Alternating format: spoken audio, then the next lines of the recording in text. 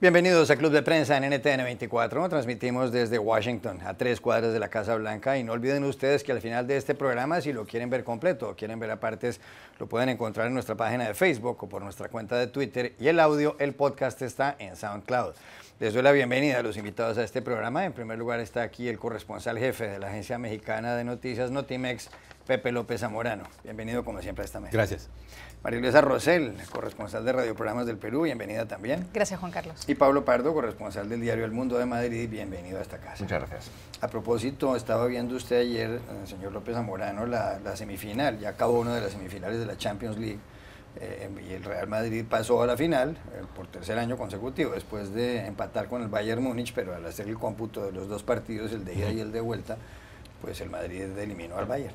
Con un error garrafal de los teutones, no lo esperábamos. La maquinaria alemana debe de operar con una precisión como sus automóviles y en este caso cometieron una pifia terrible que justamente permitió el gol de Benzema, así que creo que estamos listos y preparados para una buena final de la UEFA. Y hoy juegan el Liverpool con la Roma, a ver qué pasa, pero el Liverpool tiene una ventaja importante ahí.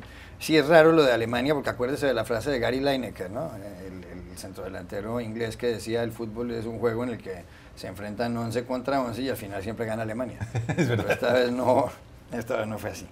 Bueno, hay noticia de última hora, Pablo, con respecto, y justamente la destaca su periódico El Mundo, y tiene que ver con que ETA, la banda separatista vasca que en atentados terroristas ha matado a más de 850 personas, pues ha enviado una carta a la que ha tenido acceso la Agencia Española de Noticias EFE, donde ha anunciado finalmente su disolución.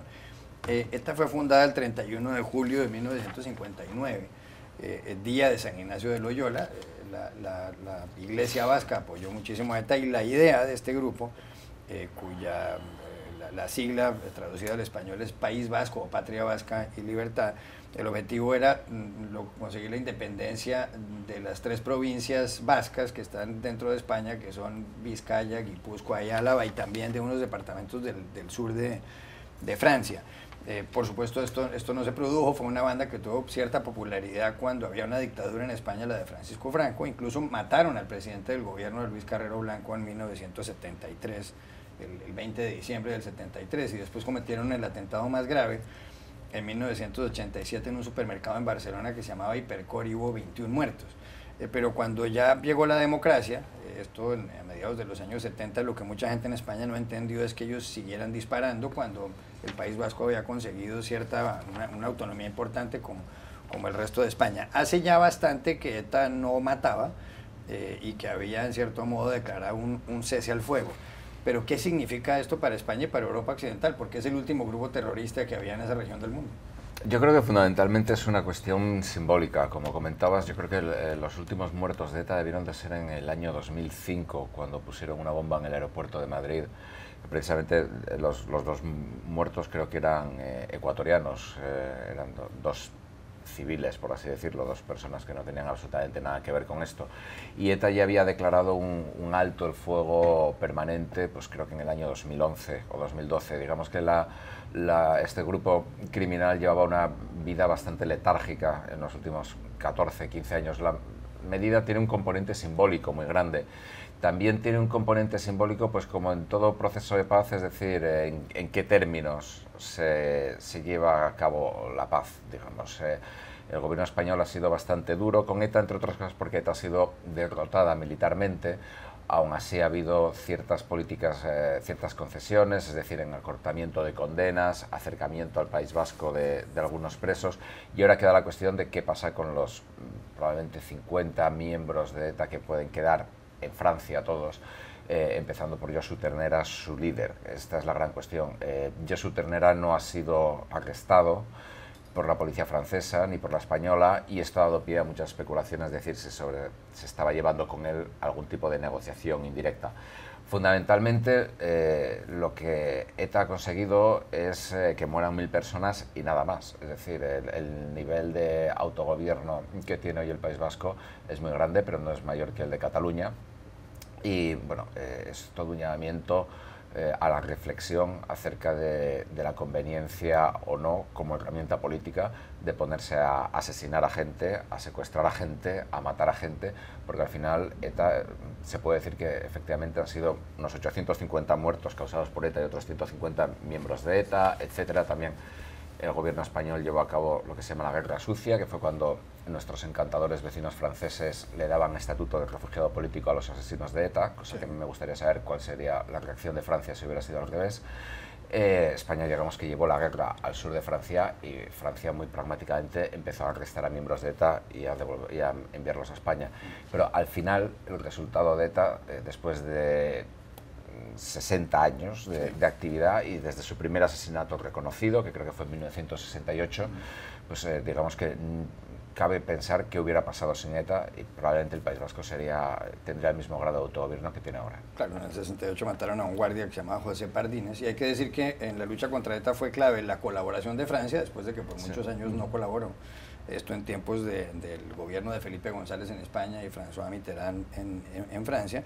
Y por otro lado, la reacción ciudadana cuando, y eso lo recuerda muchísima gente, cuando ETA asesinó a un concejal del Partido Popular en Ermua, en el País Vasco, que se llamaba Miguel Ángel Blanco, en julio de 1997. Y salieron millones de personas a las calles a rechazar lo que estaba haciendo ETA. De hecho, perdona, una anécdota, una cosa que ayudó mucho en la lucha contra ETA fue la famosa NSA y la NSA, la Agencia de Inteligencia de Estados Seguridad Unidos. Nacional. Sí, porque los famosos metadatos de las llamadas de teléfono, la NSA empezó a finales de los 90 a tomar los metadatos de a quienes llamaban por teléfono los terroristas de ETA en el sur de Francia y a pasar la información a la policía española. Y bueno, es una de las muchas historias de ETA que no se conocen bien, pero fue una de las cosas que más ayudó a la policía. Bueno, en América Latina hay campaña electoral en varios países. Por un lado está al rojo vivo la campaña en Colombia, porque va a haber elecciones el 27 de mayo, que es la primera vuelta electoral. La segunda será en junio si nadie obtiene más del 50% de los votos, y en las encuestas, en términos generales, está de primero Iván Duque, el candidato del uribismo, seguido por Gustavo Petro, exalcalde de Bogotá. Pero también hay campaña en México, que es su país, y quedan ya menos de 2 meses para las elecciones del 1 de julio. En México no hay segunda vuelta. Y entonces, ¿qué dicen las encuestas? Que si las elecciones fueran hoy, y es un dato del periódico Reforma que me acaba de dar usted antes de entrar aquí, si las elecciones fueran hoy, el 48% de los ciudadanos votarían por Andrés Manuel López Obrador, que está encabezando un movimiento de centro izquierda. Él ha sido candidato 2 veces, derrotado, y fue alcalde del Distrito Federal de la capital. En el segundo lugar está Ricardo Anaya, que tiene un 30%, que es candidato de una alianza del PAN y el PRD y un movimiento ciudadano. En la tercera casilla, José Antonio Meade, del PRI, con el 17%, y posteriormente aparecen Margarita Zavala, ex primera dama, con el 3%, y el Bronco con el 2%. Repito, López Obrador 48%, Ricardo Anaya 30%, José Antonio Meade 17%, Margarita Zavala 3%. El señor Ricardo Anaya en las últimas horas abrió la puerta para una posible alianza con Margarita Zavala y con el señor Meade para atajar a López Obrador. Pero resulta que los señores no aceptaron el tema. Un senador del PRI, Javier Lozano, cercano a Meade, dijo: hombre, no puede haber voto útil para un inútil. O sea, que no estuvo muy suave la cosa. Siendo todo esto así, la pregunta es esta: ¿va a ganar López Obrador? ¿Ya es imparable? Bueno, déjame decirte primero, en términos estrictamente personales, como mexicano me siento muy honrado que estemos debatiendo y hablando con tanta intensidad y con incertidumbre del proceso político mexicano, porque cuando yo salí de México, tú podías saber con un año de anticipación quién iba a ganar el día de las elecciones, y obviamente era el candidato del PRI, ¿no? Y esto demuestra un poco este salto olímpico que ha ocurrido, y creo que es muy saludable para la democracia, porque independientemente de la pasión, la intensidad se dirime en términos políticos, en términos pacíficos, ¿no? Con las diferencias programáticas que ya conocemos. Sí, yo creo que de alguna manera la encuesta de Reforma confirma, Juan Carlos, lo que se anticipaba después del debate, ¿no? Que el debate no fue lo suficiente para cambiar la dinámica de la elección, en la cual básicamente López Obrador sigue como un puntero, Anaya sigue en un segundo lugar, se le acerca a 4 puntos, y justamente eso hace que se abra la posibilidad de pensar que si se aglutina todas las fuerzas que no quieren la candidatura de López Obrador, que en términos numéricos son mayoría también, pudiera darse esta posibilidad de que tenga una candidatura verdaderamente competitiva y que por lo tanto en estos 2 meses que faltan lleguen, digamos, como caballos alcanzándose a la elección presidencial. Por desgracia, para quienes ven ese escenario, ¿no? Creo que en el caso de la política la aritmética simple no cuenta, ¿no?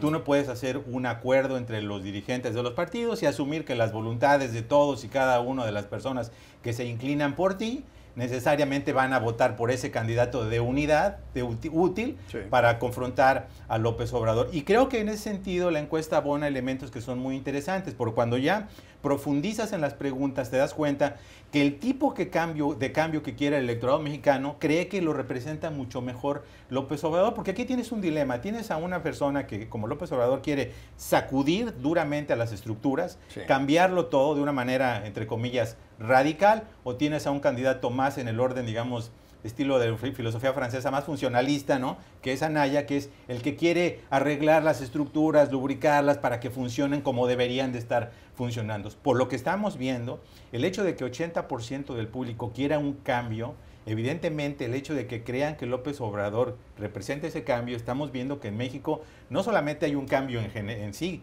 que se desea, hay un cambio profundo.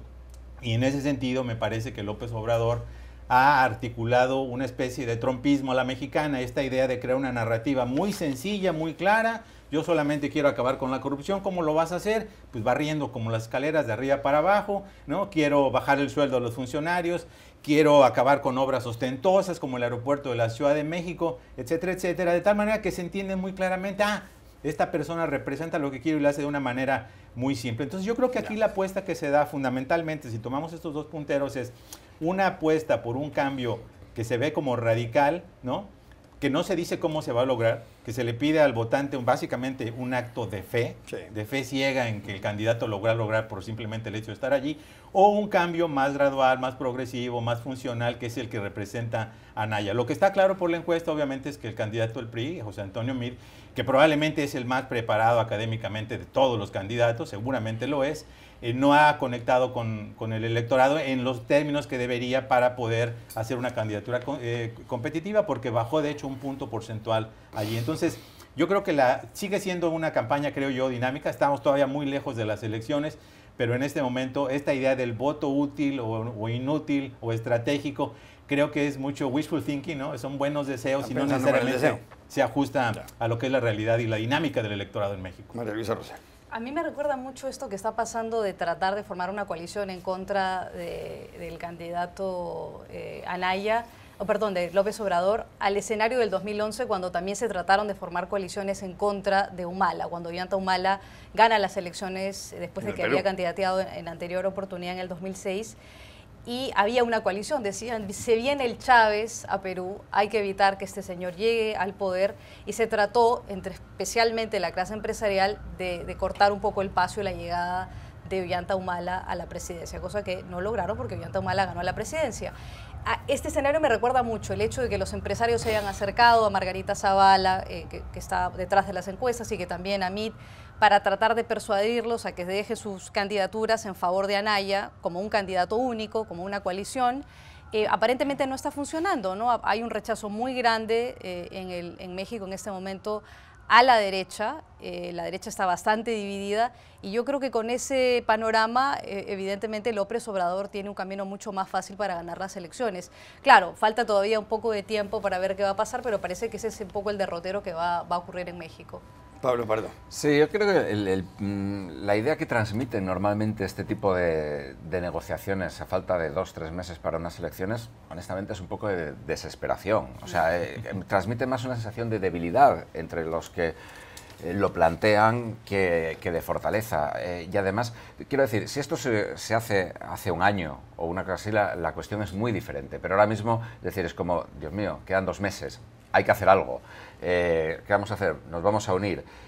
¿Qué nos une?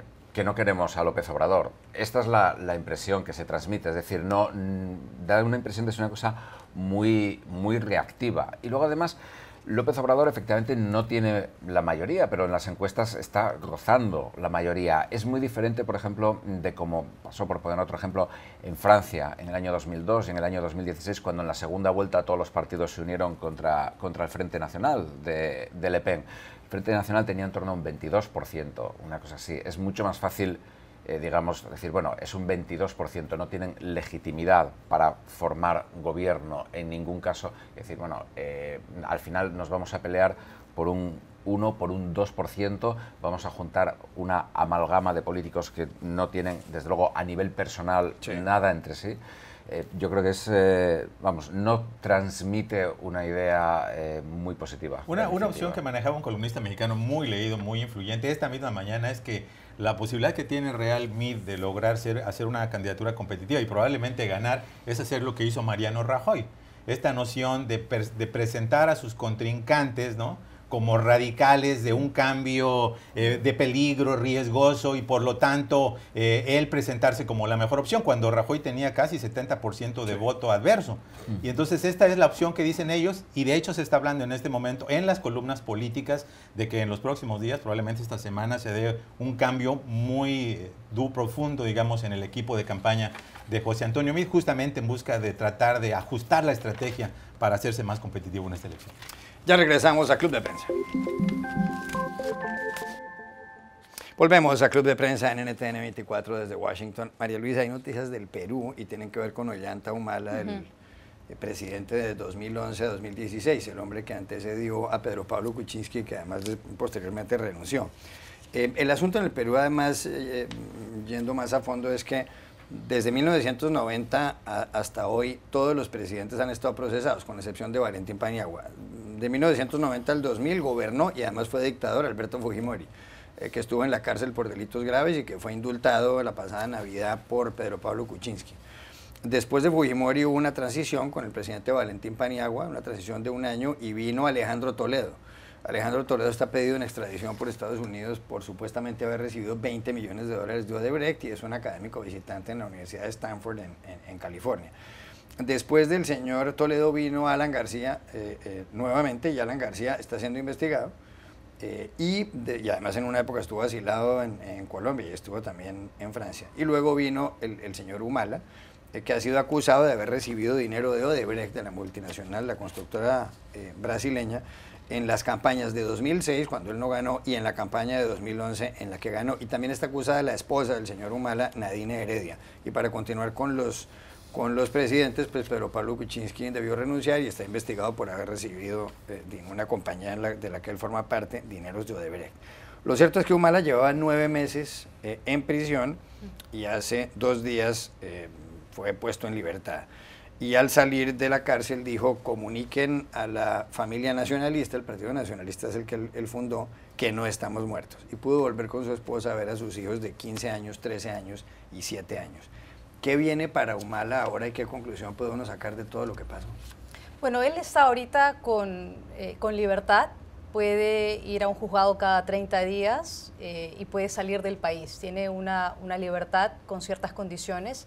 Entiendo que el fiscal que está encargado de su caso, o que está presentando las acusaciones en contra de él, por lavado de activos, porque la acusación es lavado de activos, dinero proveniente de Odebrecht a su campaña en 2006 y 2011, quiere pedir ahora mayores restricciones y quiere una libertad con mayores restricciones para que él no pueda salir del país. Y la investigación sigue su curso por esta investigación de lavado de activos y enriquecimiento por haber recibido dinero en su campaña en 2006 y 2011. ¿Qué viene para Humala y qué viene para Nadine? Yo creo que viene la intención de fortalecer su partido con miras a las elecciones del 2021. Su esposa nunca ha ocultado sus deseos de ser presidenta del Perú, y yo creo que en realidad lo que ha pasado con la decisión del tribunal, entendamos que Ollanta Humala y Nadine salen en libertad porque el Tribunal Constitucional decide que la apelación que había presentado sus abogados procedía.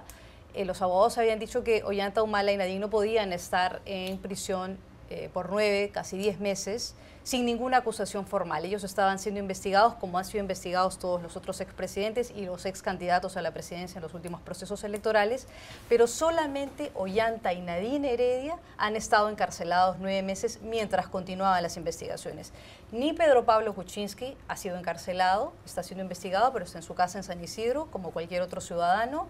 Ni Alan García ha sido encarcelado, él entra y sale del país cuantas veces quiere. Y como tú bien decías, Alejandro Toledo está prófugo aquí en los Estados Unidos, hay una orden de extradición pendiente, que todavía los peruanos no entienden por qué se dilata tanto ese proceso. Muchos creen que el expresidente Pedro Pablo Kuczynski facilitó su salida hacia los Estados Unidos porque él fue ministro de Kuczynski en algún momento y las investigaciones que atañen a Alejandro Toledo tienen que ver con el periodo de gestión donde Kuczynski era también ministro de gobierno. En todo caso, lo que prueba es que la justicia tiene un tratamiento muy distinto para algunos expresidentes, para algunos excandidatos, incluyendo Keiko Fujimori, que es la presidenta del partido Fuerza Popular, y no para Ollanta Humala y Nadine Heredia. Yo creo que de alguna manera les ha beneficiado políticamente, no solamente el hecho de salir y estar en libertad, sino que pueden reagruparse políticamente, viajar por el interior del país y pensar con miras a los próximos comicios que son todavía en el 2021. No se sabe qué va a pasar, obviamente, en ese periodo desde ahora hasta el 2021, porque el proceso de investigación en su contra va a seguir. Pero viendo la forma como el fiscal y cómo el caso ha sido llevado ante la justicia peruana, la forma como fueron recluidos en una cárcel común con presos comunes, el hecho de que Nadine Heredia tenía solo 2 botellas de agua para todo un día y que digamos, el tratamiento que hubo en contra de ellos ha sido presentado como que había un ensañamiento de una parte de los fiscales peruanos, que además hay que decir tienen vinculación con el APRA y con Alan García, que montó una campaña desde que Ollanta Humala llegó a la presidencia para poder evitar que su partido avance a nivel nacional. Entonces creo que falta mucho por ver qué va a ocurrir con el partido de Ollanta Humala, pero creo que al final él se está beneficiando de esta libertad que ha obtenido con el fallo del Tribunal Constitucional. Pepe López Zamora. Bueno, a mí solamente comentaría, después de esta gran explicación que hizo María Luisa, es que a mí me llama mucho la atención que pueda un sistema judicial, ¿no? Que de otra manera habría que ensalzar por el hecho de que al enjuiciar a presidentes muestra que nadie está por encima de la ley, que pueda estar en una etapa de prisión preventiva sin acusación hasta 18 meses. Es decir, en México hubo todo un debate por el tema de la prisión preventiva para ciertos delitos, porque precisamente en ocasiones puedes estar 48 horas, una semana, pero estar 18 meses en prisión preventiva sin que haya necesariamente una obligación, ¿no? Tal como lo explicaba María Luisa, de presentar una acusación, se me hace un asunto pues, muy preocupante, ¿no? Ahora, el hecho de que los presidentes en esta narración que has hecho hayan sido víctimas de alguna manera o hayan sido enjuiciados por posibles delitos de malversación o lo que fuera, me parece que eso habla bien del sistema judicial peruano en ciertos sentidos. Lo importante, sin embargo, es que también hay una percepción de que es un sistema justo, de que no se está justamente judicializando la política y que se da un doble estándar bajo el cual si el acusado, en este caso Ollanta Humala, no pertenece al APRA y es visto como un potencial riesgo político en el próximo proceso electoral, obtenga y tenga un tratamiento que es totalmente distinto al de otros ex jefes de Estado. Bueno, ha llegado el momento de cambiar de tema y de hablar del señor Donald Trump, que no hemos hablado mucho del presidente de Estados Unidos. Ayer hubo nuevamente noticia con el jefe del Estado norteamericano y se relaciona con unas declaraciones que dio Harold Bernstein, que fue médico del señor Trump desde 1980. El señor Bernstein contó en una entrevista en televisión que el 3 de febrero del año 2017, del año pasado, llegaron a su consultorio, a su oficina, 3 personas. Primero, el guardaespaldas de Trump por mucho tiempo, el señor Keith Schiller. En segundo lugar, el abogado de la organización Trump, Alan Garten, y un tercer hombre que los acompañaba. Y se llevaron de la oficina del doctor Bernstein el historial médico, la historia clínica del presidente Donald Trump. Esto se produjo 2 días después de que Bernstein le hubiera contado al periódico The New York Times que él había recetado desde hace varios años a Trump unas píldoras, un medicamento para que le crezca el pelo.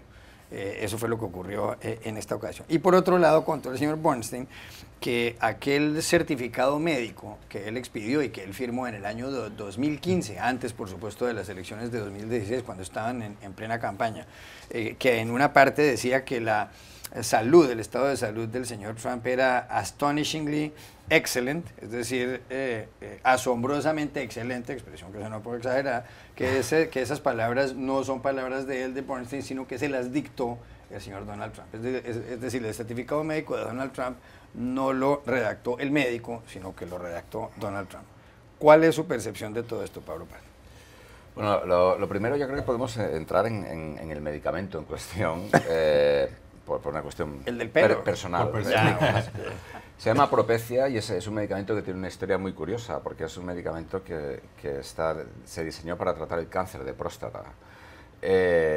Y no funcionó, pero se dieron cuenta de que la gente se seguía muriendo de cáncer de próstata, pero con una mata de pelo preciosa. Entonces, a raíz de ahí lo empezaron a vender como crecepelo. Y parece que uno de los poquísimos, si no el único, la única cosa que verdaderamente puede funcionar para que deje de caer el pelo en los hombres. Uno de los efectos colaterales, y no es broma, es que puede causar impotencia. Pero vamos, ya dejando al margen, digamos, la cuestión puramente médica, a mí esto me parece completamente alucinante. Es decir, la Casa Blanca ha tratado de quitarle hierro, de disminuir la gravedad de la situación, diciendo que es normal que los historiales médicos se los quede la Casa Blanca. Bien, pero esto no es el caso. Una vez más nos encontramos en una mentira de la Casa Blanca. Parece que estas tres personas no iban como empleados de la Casa Blanca, no iban como representantes de ningún tipo de autoridad del Estado o del gobierno. Toda la anécdota que narra el doctor Bernstein tiene casi tonos de mafia, de película de mafia, o sea, también es verdad que el doctor Bernstein es en sí mismo un personaje, pero cuando cuenta el guardaespaldas de Trump, que es el hombre que le hacía los recados a Trump, es el hombre al cual Trump manda con un sobre a la oficina del FBI para darle el sobre y que en el FBI se enteren de que el director del FBI ha sido cesado. Es también un poco estilo, pues no sé, como el chico de los recados, pero en las películas de mafiosos, ¿no? Vayan allí, se lleven los documentos. Es verdaderamente grave. Es verdaderamente grave además porque es ilegal. Según tengo entendido, en la legislación de Estados Unidos, los originales de los historiales médicos permanecen bajo el poder del médico. Es decir, ellos pueden hacer copias y llevárselas, pero en ningún caso, ni con el presidente, ni en una investigación policial, lo que sea, se pueden llevar los originales. O sea, esto equivaldría, pues no sé si es técnicamente un robo o qué es lo que es técnicamente. Y luego queda la cuestión de que el comunicado o el análisis sobre la salud de Trump fuera dictado por el propio Trump. Esto es una violación de las normas éticas de la medicina. Es decir, no sé si tiene consecuencias legales o no, posiblemente sí las tenga, pero al margen de esto, es decir, la ética de este médico y la ética también de su cliente, de su paciente, es absolutamente pavorosa. Y desde luego que digamos que hay problemas también de confidencialidad. Como sabemos que estas tres personas se llevaron solamente los informes de Trump y no los de otros pacientes, si es que hay pacientes con el valor suficiente como para someterse a este médico. Claro. Es más, en ese certificado médico hay una frase que dice que Trump, si llegaba a la presidencia, porque es un certificado anterior a la toma de posesión de Trump, sería el individuo más sano que jamás hubiera llegado a la Casa Blanca. María Luisa Rosero. Sí, yo coincido con Pablo. El hecho de que el guardaespaldas del presidente de Estados Unidos entre a la oficina del médico del presidente y se lleve los récords puede para muchos constituir una violación a un acta que es el acta de la privacidad de los pacientes. Pero claro, no somos juristas, estamos en el terreno del comentario político y del análisis. Lo que también llama mucho la atención es que todo esto ocurre cuando tenemos al viceministro de Justicia de los Estados Unidos, Rod Rosenstein, diciendo que él no va a hacer ningunos comentarios respecto de unos supuestos artículos que habrían redactado miembros de la Cámara de Representantes del ala más recalcitrante, más de derecha, que es el Freedom Caucus, para tratar de remover al viceministro de Justicia de su cargo, como un intento más de frenar las investigaciones que está haciendo el fiscal especial Robert Mueller.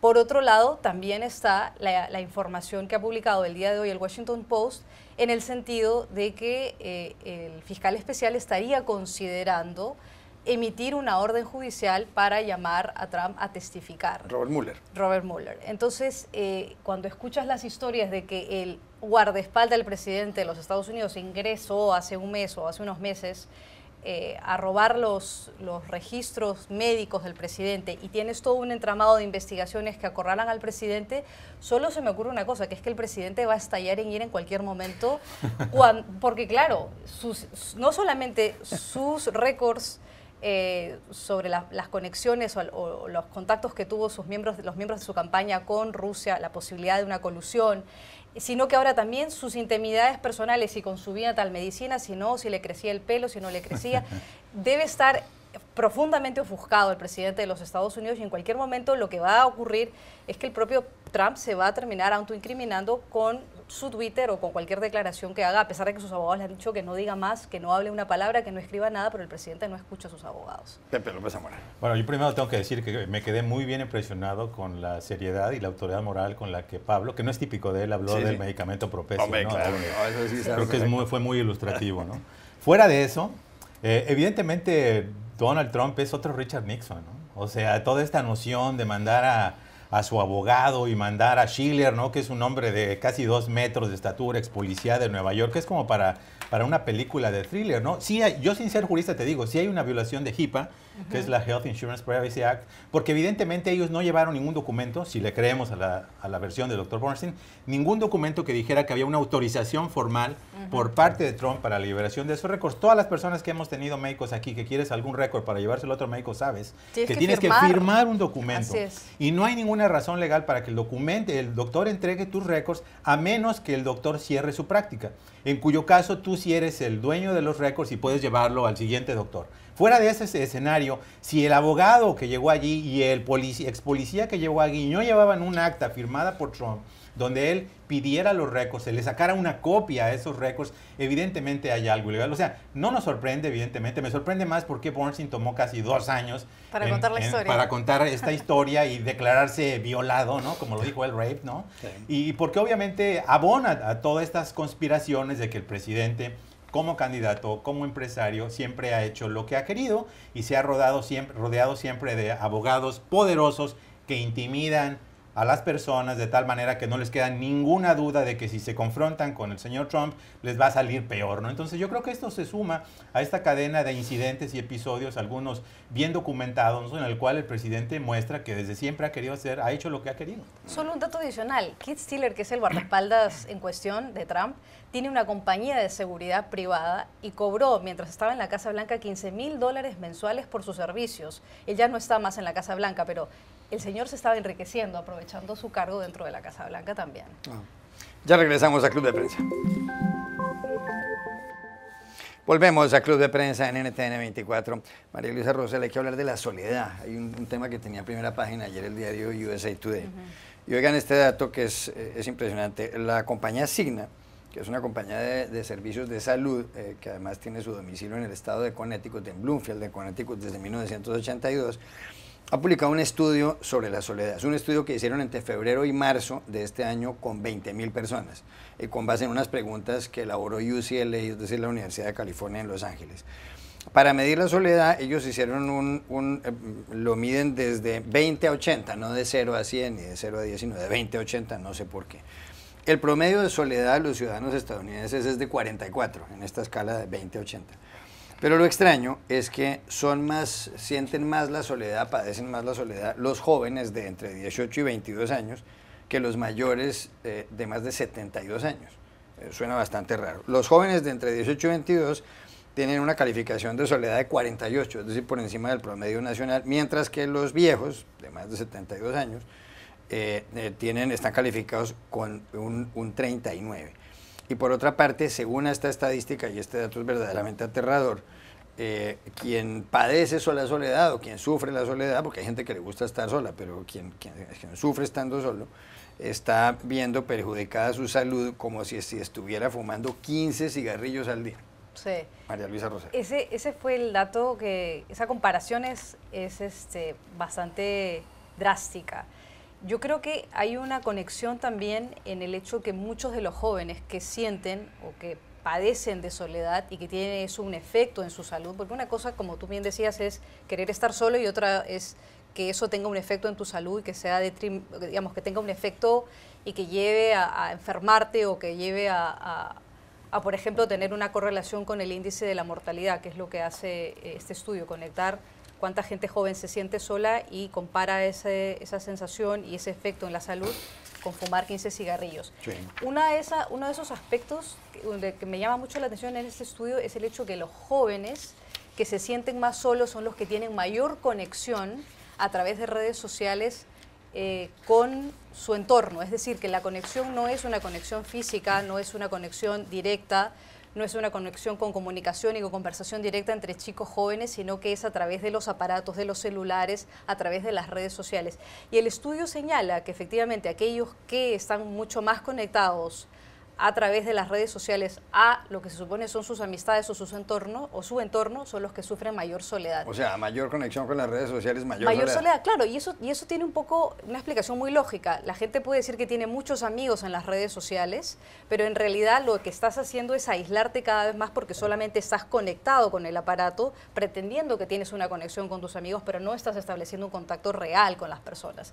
Y es una de las cosas que sufren más, o que por lo menos uno ve más en los chicos jóvenes, los chicos de 18 a 22, según este estudio.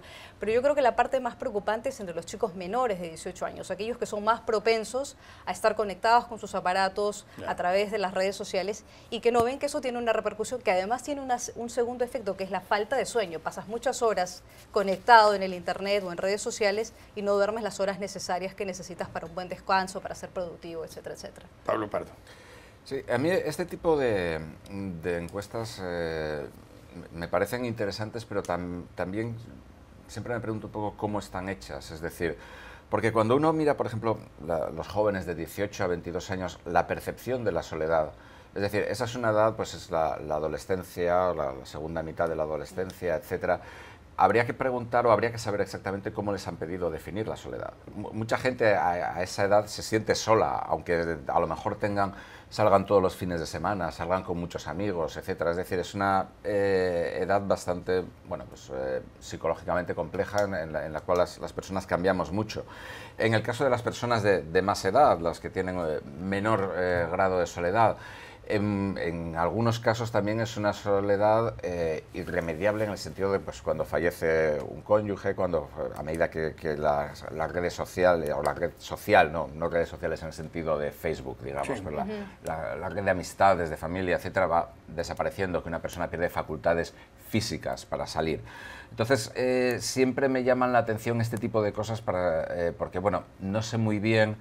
Es decir, habría que ver a lo mejor hace 20 años si los jóvenes también entre 18 y 22, qué porcentaje de ellos se sentían solos en otro entorno, etcétera. Hasta qué punto tiene que ver esto pues, con una percepción más propia de la edad o de la sociedad incluso, si se quiere.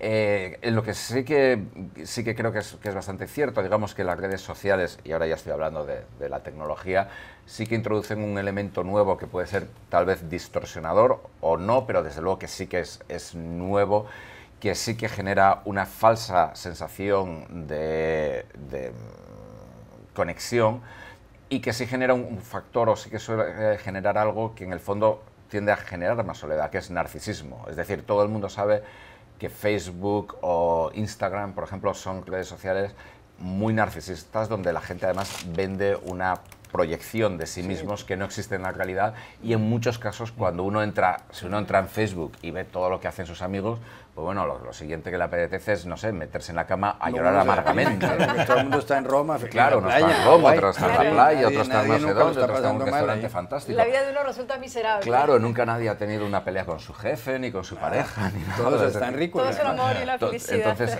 esto sí que es un generador, yo creo que de frustración muy grande. Y de hecho, además, en un alarde de crueldad y de falta de responsabilidad social, Facebook ha hecho incluso experimentos con esto, es decir, limitando lo que aparece en el muro de una persona para que fueran noticias positivas o noticias negativas. De nuevo, esto a los 14, 15 años, cuando una persona es muy consciente del estatus, cuando una persona quiere encajar dentro del grupo, sí que puede tener una consecuencia psicológica verdaderamente seria. Pepe López Zamorano. Sí, bueno, yo creo que todos aquí hemos sido adolescentes en algún momento, ¿no? Sin Casi duda, me atrevo eso es indudable. o sea, Hace muchos años. Hace muchos años, hace tiempo. muchos años. Tampoco Una tanto, canción muy hombre. lejana. Todos hemos sentido, yo creo que más que solo desconectados, ¿no? El problema que tienes cuando tu cerebro todavía está llegando a su madurez, ¿no?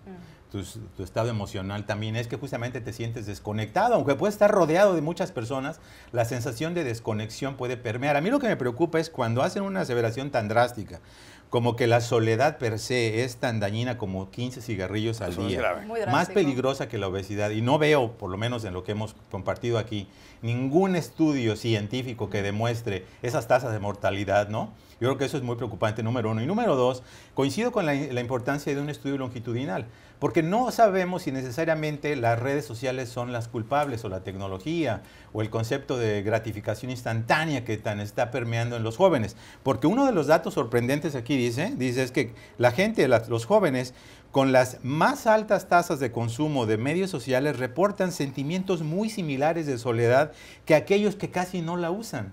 Esto se está diciendo que es un tema evolutivo de la adolescencia, donde el cual esta percepción no necesariamente está conectada con estímulos externos, sino potencialmente con situaciones internas. Entonces, yo creo que es un poco alarmista el estudio y habría que tomarla con un poquito de sal. Alarmista. Ya regresamos a Club de Prensa. Volvemos a Club de Prensa en NTN 24, últimos 2 minutos. Su periódico, Pablo Pardo, El Mundo de Madrid, publica un artículo sobre el rechazo que hay de los habitantes de muchas ciudades frente a los turistas. El caso de Venecia en Italia es sorprendente. Tiene 50.000 habitantes y llegan 30 millones de turistas al año. Por eso el alcalde Luigi Brugnaro ha decidido limitar el acceso al centro de la ciudad. Hay ya una red de 14 ciudades, 11 de ellas españolas, luchando contra los turistas. Y ahí están en España Barcelona, Tarragona, y Málaga, y Gerona, Palma de Mallorca y Sevilla. De fuera de España solo están Lisboa, Venecia y Malta. ¿Se podrá luchar contra los turistas? Hay 1.500 millones de personas que hacen turismo al año en el mundo. Yo creo que lo primero que hay que ver es hasta qué punto se quiere luchar contra los turistas, porque si en Venecia no hay turistas, Venecia se hunde y desaparece y nadie lo nota. Es decir, Venecia vive del turismo. Otra cosa, digamos, es el turismo masificado, etcétera.